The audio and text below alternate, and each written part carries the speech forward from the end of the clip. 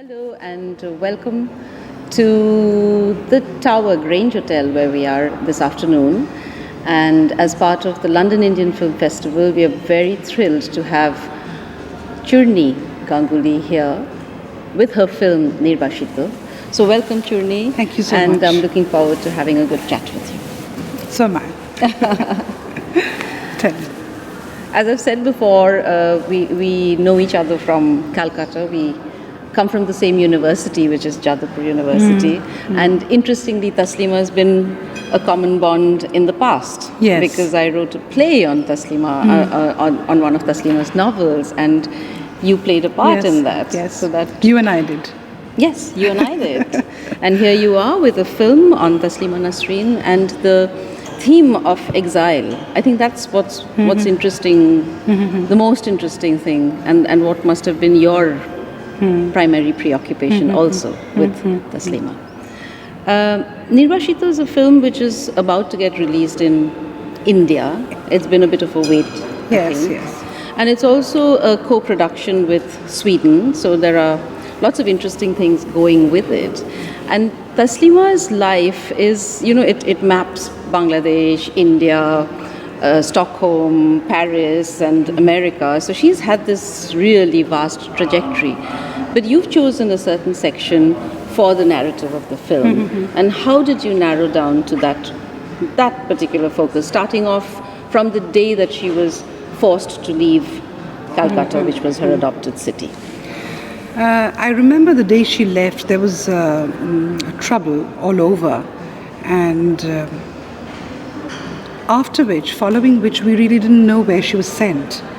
And that sort of made me think how difficult it must have been for her, because for her to know that she's away and she's suddenly taken away and she's not able to contact anyone that she knows. A life of exile. I mean, it's a sudden banishment and you have nothing to do. You're powerless on the face of it. And we as people were left wondering as to where she had been sent. Sweden to me was, I zeroed down on Sweden because she was sent there on several occasions. Once from Bangladesh, when she was banished from Bangladesh, and then again from Kolkata. Kolkata to Delhi, and then of course to Rajasthan, Delhi, and then she was sent off to Sweden.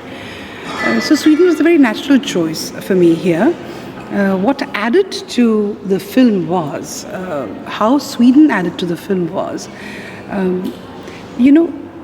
she makes friends across these higher latitudes. She travels so high up through, if you just imagine the globe. I mean, there's Sweden, Stockholm, and where is Kolkata or where is Bangladesh? So people from these warmer latitudes find warmth and a home and a hearth in Sweden. So that I thought was that intrigued me, that how people whom you've never known, whom you've never wanted to be with, would become your greatest friends, your greatest support. Yeah. From a cold country like Sweden, where the sun may not rise or may not set at some times of the year. It's strange to us for a tropical place from where we come from. Sweden is grey, it's cold and gloomy, but the people are so warm. Right. So that I thought was the way of reaching out, the way Sweden reached out to her. I think I would also, through my film, reach out to the people there who were there for her. Right. So it's interesting that she gets support from these friends and writers, co-writers, who are part of PEN actually.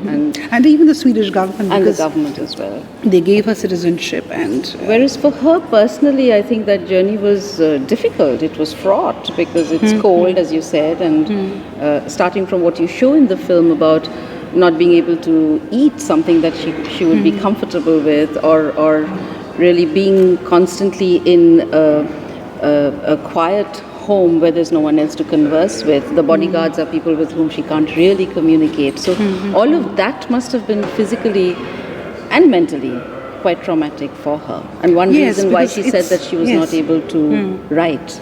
Right. It's the barrenness of it all.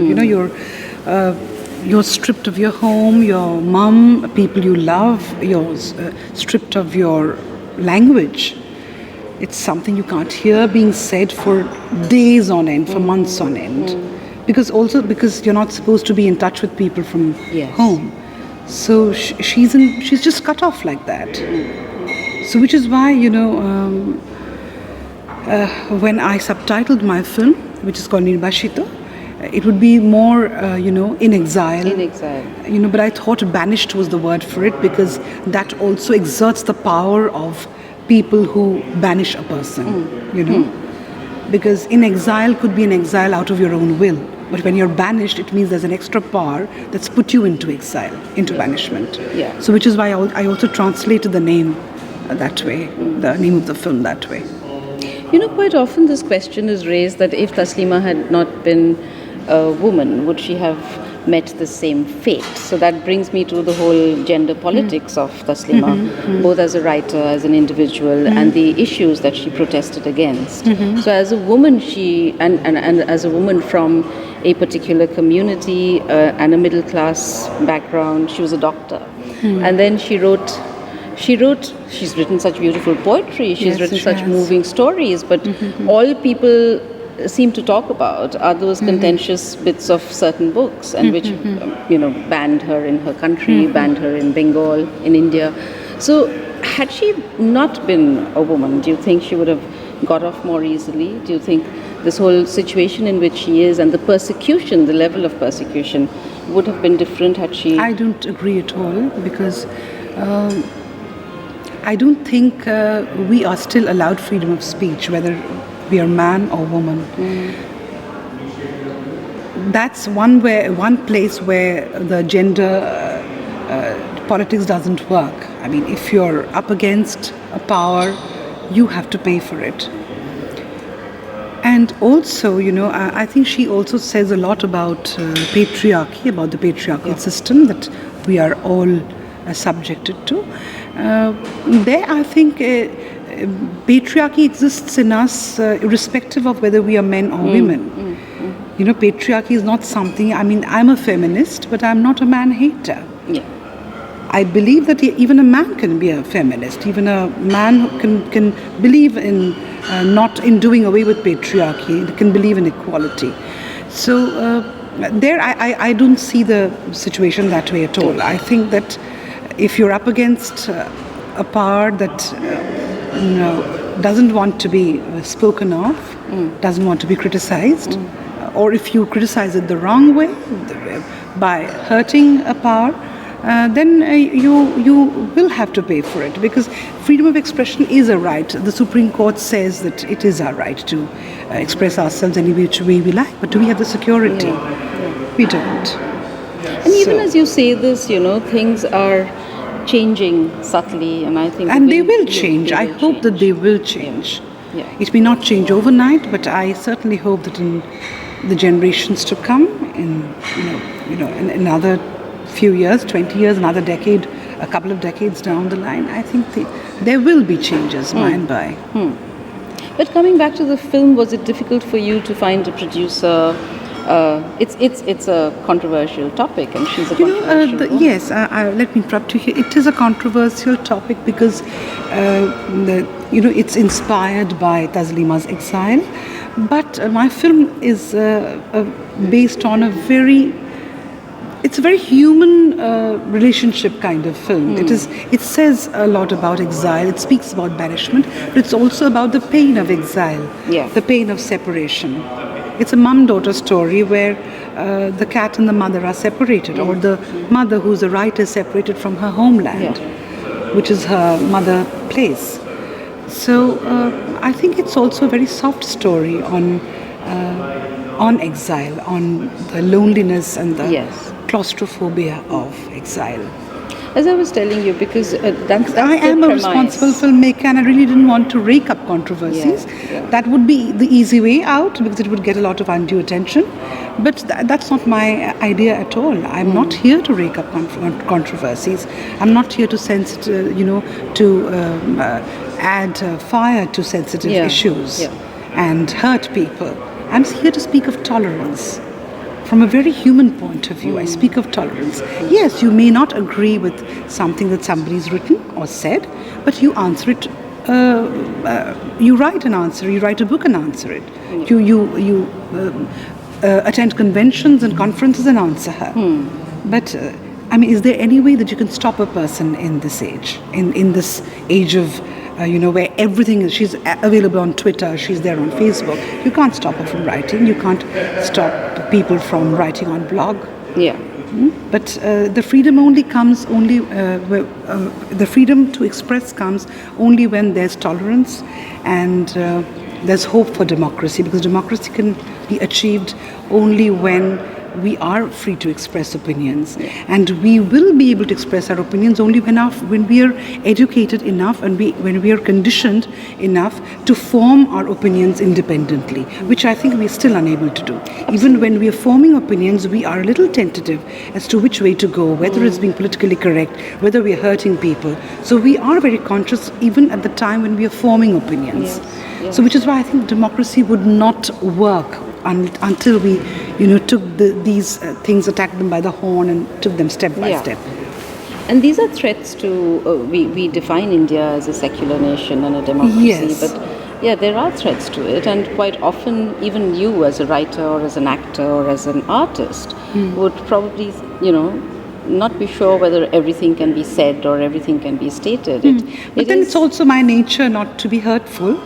So I may have an opinion, but I may be very strong about my opinion. But I don't judge very easily, and I don't just comment very easily. Right. So that way I may have an opinion, but then I might have my own way of expressing it, because I have a lot of tolerance in me. Have a lot of understanding in me. I mean, for example, with Taslima, people can love her, people can hate her. I mean, it goes very extreme ways. But then it's also up to a person to really understand what she's all about, where she's coming from. Because if you push a person against a wall, she will scream at a point. So you may not like the fact that somebody's screaming, but if you can get to the root of the shout of where that scream is coming from, where that agony is coming from, then I think you'll be able to understand a person better.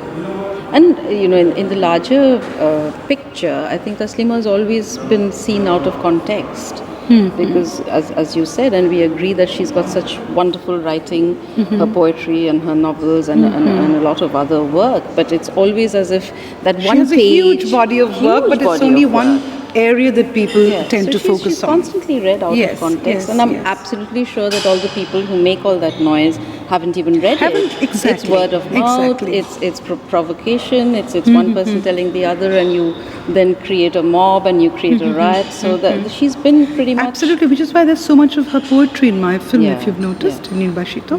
I've put in, because that's one part of her that people hardly want to know about. Absolutely. So. And I think that in one way elevates your film, from just a human drama or one individual.